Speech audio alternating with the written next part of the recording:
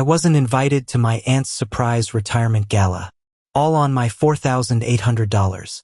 When I asked, my uncle said, "You hate events, but you're such a generous spirit." Then someone slipped and tagged me in a story captioned, "When the clown pays and the circus eats."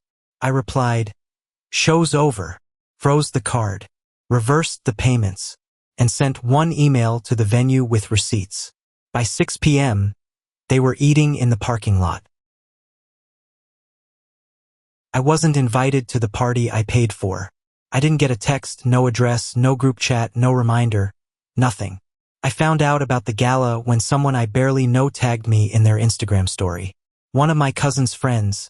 I guess she hit the wrong name while posting.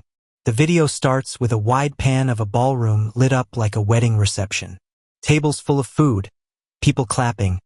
My Aunt Sheila wiping tears while holding a microphone. In the background, a jazz trio plays something slow. The caption read, "When the clown pays and the circus eats." I watched it twice. I wasn't angry right away, just quiet. That kind of quiet where everything lines up too cleanly to ignore. The full guest list, the catered buffet, the decorations, the photographer, all of it paid for on a card I opened 7 days earlier. I hadn't even paid off the first billing cycle yet. I'd borrowed the money to fix my car.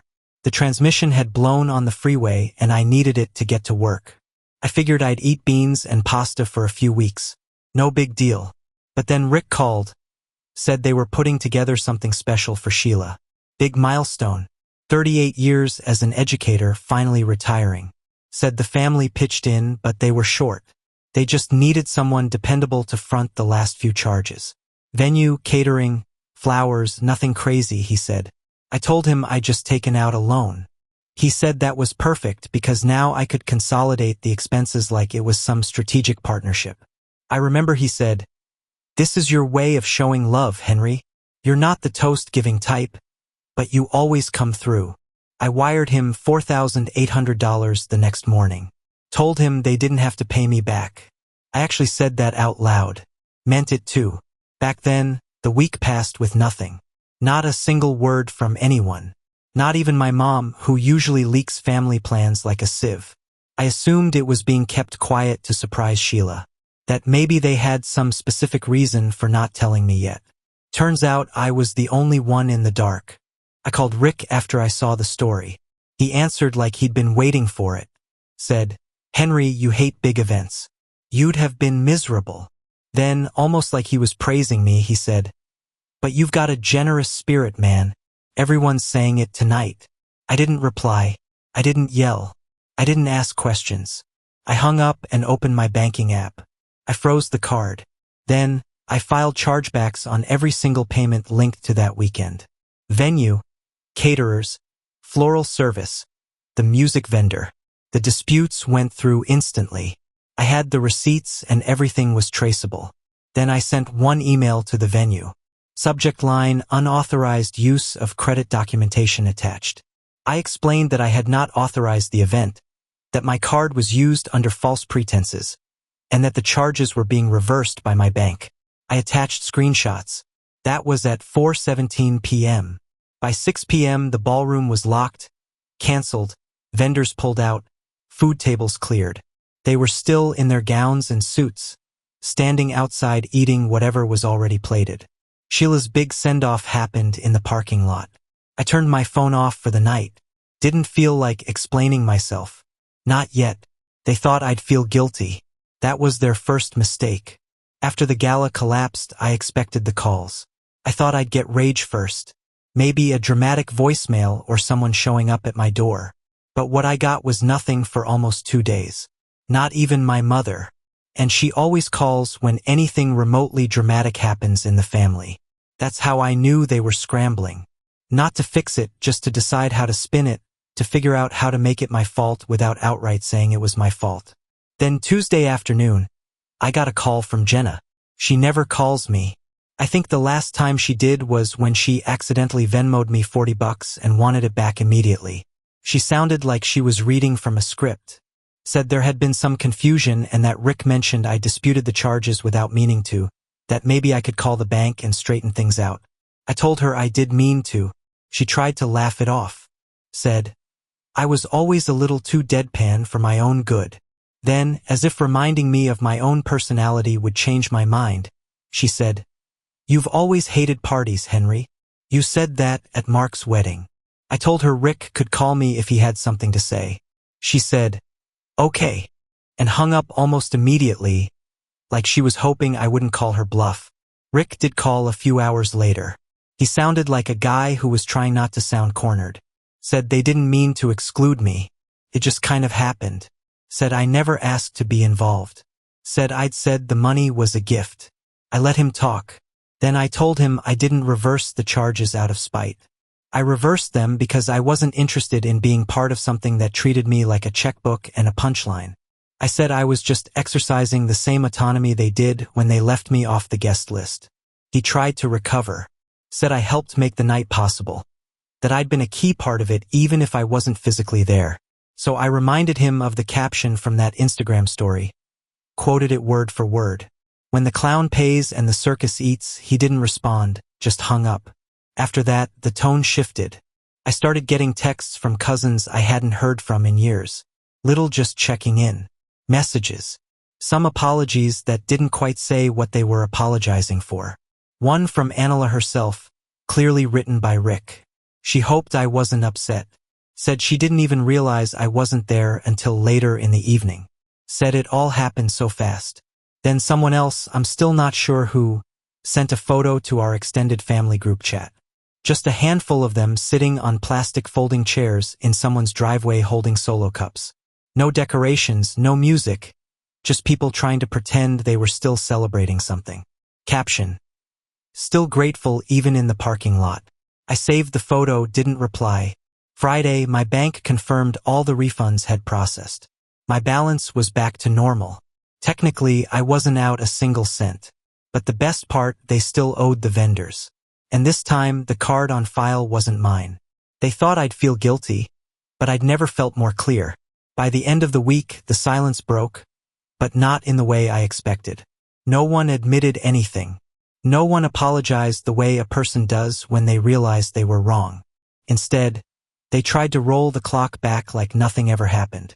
It started with small things. A meme from my cousin Drew, something random about siblings, even though we weren't close. A thumbs up emoji on an old photo I posted 2 months ago. Then he sent a picture of us from when we were kids sitting in a kiddie pool in Grandma's backyard. Said something like, "Back when things were simple, right?" I didn't reply, just saved the photo and left it on read. Then Sheila left a voicemail. She started it off warm.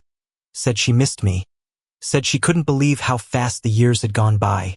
Then the tone shifted. She said she'd heard I was upset about not being at the party, and that she didn't even realize I wasn't there until someone mentioned it after dessert. Said that if she'd known, she would have made a toast for me.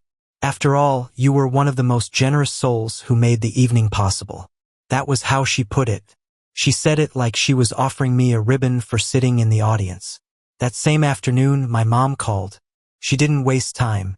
Jump right in with, "What are you doing? You've made your point." I asked her what point she thought I was making. She said Rick and Sheila were trying to move past everything and that if I didn't let it go, it would just eat at me. I told her I wasn't the one holding on to it. She said I always take things too personally, that they didn't invite me because they didn't think I'd want to come. She said they knew I wasn't a party person, that I preferred small groups and early nights like that made it okay to spend my money and laugh behind my back. I asked her if she'd still feel that way if someone did it to her. She went quiet. Then she said something about how family is supposed to let things go, that we shouldn't make each other into enemies. I said I wasn't making anyone into anything. I was just done pretending we were something we're not. That evening, Rick emailed me. Subject line, "Let's clear the air." He included a PDF, a type apology, like something you'd write for HR. It had the phrases you expect from people who don't mean what they're saying. Misunderstanding, miscommunication, no bad intentions. He said they deeply valued my support and hoped this didn't leave a permanent mark on our relationship. At the end, he added a note. The catering company was still demanding part of the payment, and if I was open to helping out, even just a bit, it would mean a lot. I didn't respond. Not even with a number 2 days later. Jenna texted, said she was having trouble with rent, that she'd overextended herself trying to help out with the gala, and now things were tight. She said she hated to ask, but if I had anything to spare, she'd pay me back by next month. I stared at that message for a long time. Then I typed, "I think you've mistaken me for the clown again." She didn't reply. That's when they started to get it. Not because of what I said, but because of what I didn't. I wasn't engaging. I wasn't angry. I wasn't waiting for an apology. I was just done. They'd spent years counting on me to be the easy one, the quiet one, the helper, the one who says, "Don't worry about it," and means it. But the thing about people like that is when they're done, it's quiet. No shouting, no scenes, just a locked door where there used to be an open hand. And I hadn't even turned the key all the way yet. By week 3, the air had shifted. The silence wasn't clean anymore. It felt thick, like something was waiting. You can always tell when people are building their next move, like kids putting a blanket over a mess and pretending it's not there. I'd already made my move. I wasn't planning a follow-up. I was just living. Then came the wild card grandma. She called on a Sunday morning early, the kind of hour people usually reserve for real emergencies or guilt. I answered not because I wanted to, but because I didn't want her showing up at my door. She skipped any preamble, said she heard there had been tension after Sheila's party, that maybe feelings were hurt, maybe things got mishandled, but it was time to move on. Then she said something like, "You've always been the mature one, Henry. You know better than to hold things over people's heads." I told her I wasn't holding anything over anyone. I was just done participating. She didn't like that. I could hear it in the pause. Then she said, "Break's a mess over this. Jenna hasn't been herself. Sheila cried at dinner last week." I said, "That's unfortunate." She went quiet for a second, then hit me with a classic line. "You're better than this." That one landed flat. I told her maybe I wasn't better than anything. Maybe I was just finally matching people's energy instead of excusing it. She told me she hoped I'd think about what kind of man I wanted to be. We ended the call shortly after. That night, Jenna posted a photo of a bare fridge on her Instagram story. 3 condiments, a bottle of water, and an ice tray. Captioned, "Loyalty doesn't come with a refund." An hour later, she added another post. A takeout container with plain rice and nothing else. When you do for others, they disappear when it's your turn. I ignored it. Didn't even screenshot that one. But someone sent me a different post. My cousin Aaron DM'd it to me, said, "I assume this is about you." It was a comment thread under Jenna's rice photo. Someone had asked what happened. Jenna replied, "Ask Henry. He knows who he left hanging." No tag. Just my name like I was a cautionary tale. A villain in a story where no one mentioned how they got the money in the first place. I didn't respond. Instead, I watched as they kept trying new angles. Rick texted the next morning. Said they'd managed to work something out with the venue after all. That they sold some personal items, scraped things together, called in favors, said, "We're getting back on our feet. Just wish you stayed part of the team." That line stuck with me. Part of the team, like I was the one who left the huddle. Like they didn't pull a play behind my back, run with it, and then looked shocked when I didn't stick around to celebrate. The next day, a voicemail came through from an unknown number. The venue manager, she sounded tired, said everything had been resolved, that the charges were closed. Rick had been in touch. Then she said this almost like she was confused. "He asked me to tell you that you won." I told him I didn't know what kind of game you two were playing, but I wasn't getting in the middle of it. I hadn't said anything about games. I hadn't done anything but take my money back and stop picking up the phone. And still, somehow that was a win. That's when I understood something I hadn't seen before. They only respected pressure. Boundaries, consequences. When I was kind, I was convenient. When I gave without asking, I was useful. But when I said no, when I made it cost something to cross the line, they called it power. They called it a game. They were finally starting to treat me like someone they couldn't walk over. And they hated it. I thought they were done trying. After the venue folded and the refund stuck, after the guilt posts and veiled messages dried up, after Grandma gave up her role as peace ambassador, I figured that was it. They'd retreat, lick their wounds, and maybe finally just leave me alone. But the 6th week, I got a letter in the mail, not an email, not a text, a proper envelope, cream-colored, heavy paper, my name handwritten on the front, no return address. Inside was a printed invitation to a brunch. Not just any brunch. A family reconciliation brunch at a restaurant downtown that I recognized immediately. Expensive. The kind of place you reserve for proposals or baby showers. At the bottom, it said hosted by Aunt Sheila and Rick. Your presence is requested. It was so absurd. I laughed. No mention of the gala. No apology. Just reconciliation. As if we were diplomats and not the same people who had ghosted me while spending money I didn't have. I tossed it on the counter and forgot about it until 2 days later when I got a phone call from an unfamiliar number. I let it go to voicemail. It was Rick. His voice sounded careful. Henry, hey, you probably got the invite. Look, this isn't just about brunch. We want to talk. There's something we're thinking about doing and we'd rather do it with you involved. It's bigger than all this stuff from the past few weeks. Call me back. I didn't. He called again the next day. Left another voicemail. This time he mentioned a business opportunity. Said he and Sheila were planning to invest in a small event space. We learned a lot from throwing the gala. And even with the hiccups, it reminded us of what we could build. Hiccups. That was the word he used. Like it had been a mild inconvenience and not a calculated use of my money.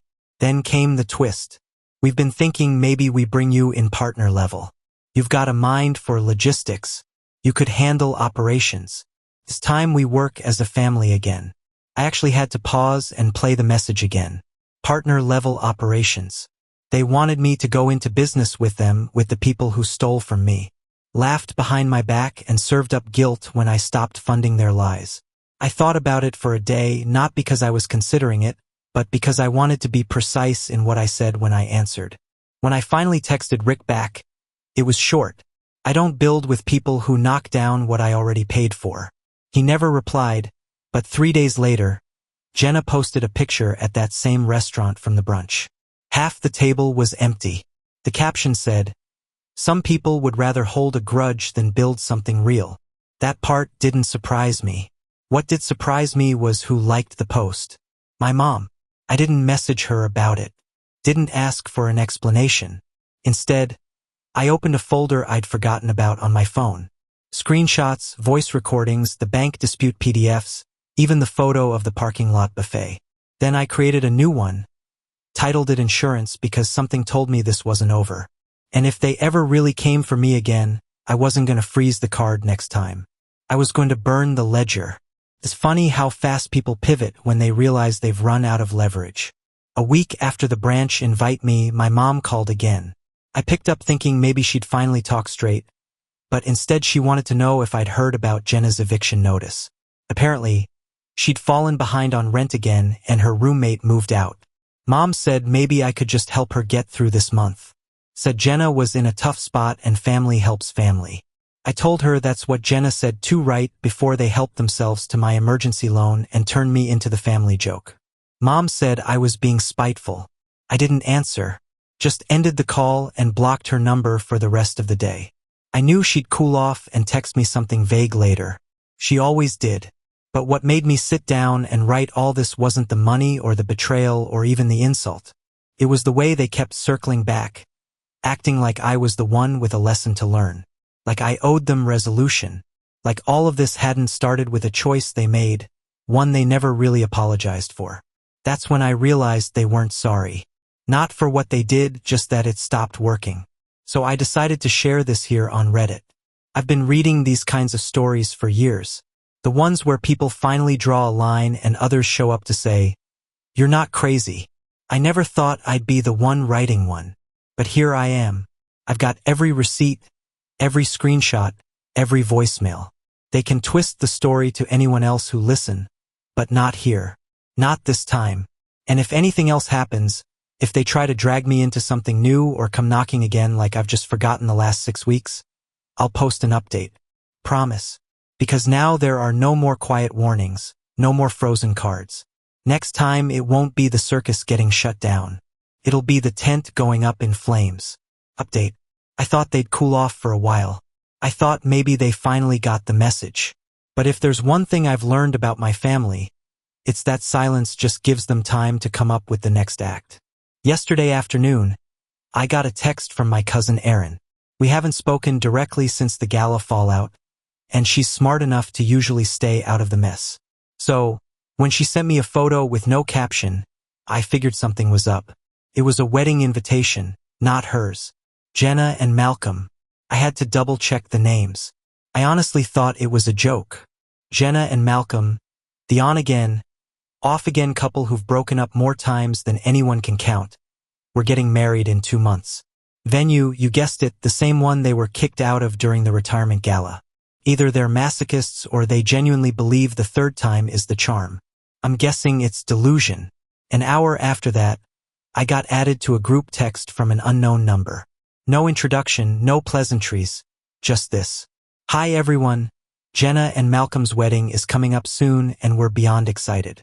In lieu of traditional gifts, we'd be so grateful for any contributions to help make the day extra special. Venmo and Cash App info below. Thank you for supporting their love. No formal invite, no RSVP link, just a thinly veiled donation request. The audacity wasn't even surprising anymore. And then, as if that wasn't enough, Rick called. I didn't answer. He left a voicemail that was somehow worse than the text. He sounded way too cheerful. Said he hoped I'd heard the news that Jenna was finally settling down and ready to start fresh. He said the wedding was a chance to heal old wounds and that helping Jenna now would show I truly moved past the Gala situation. And then he dropped the line that really got to me.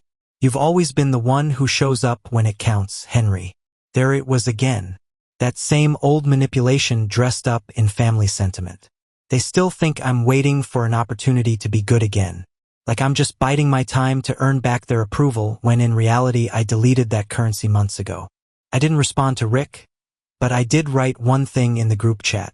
Let me know if the venue has a parking lot menu again. No one replied. I muted the thread. I didn't want to post again. Honestly, I figured this whole saga was wrapped, but I also didn't expect them to try circling the collection plate at me like nothing ever happened. So here's your update. Yes, there's a wedding. Yes, they're asking for money. No, I'm not going. And if they try anything else and something tells me they will, you'll see another post because I'm not part of their act anymore. I'm just the guy keeping the receipts.